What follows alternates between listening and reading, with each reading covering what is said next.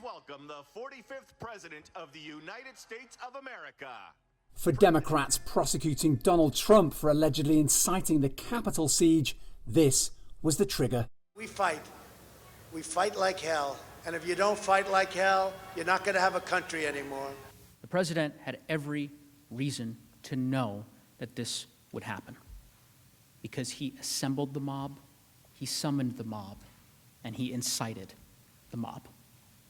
An enormous crowd had gathered near the White House for a rally billed as a last chance to contest a legitimate presidential election Trump lost. We were standing in this spot outside the Trump rally over there, surrounded by thousands of the president's supporters, and a largely buoyant mood changed very quickly after Trump urged his supporters to descend down Constitution Avenue towards the Capitol. And as we followed those supporters, we heard repeatedly calls to storm the Capitol.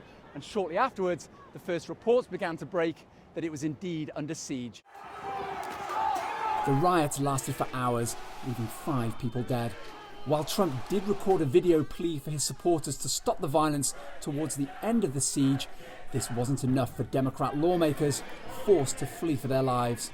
If as soon as this had started, President Trump had simply gone onto TV, just logged onto Twitter and said, "Stop the attack." If he had done so with even half as much force as he said, "Stop the steal," how many lives would we have saved? Trump's lawyers failed to convince the Senate they don't have the power to try him because he's left office.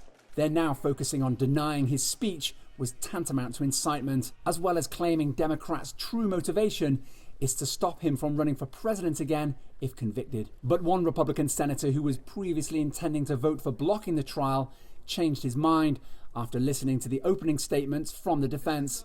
It was disorganized, random, had nothing. They talked about many things, but they didn't talk about the issue at hand. Even so, at least 17 Republicans would have to join Democrats to secure a 2/3 Senate majority needed to convict Trump.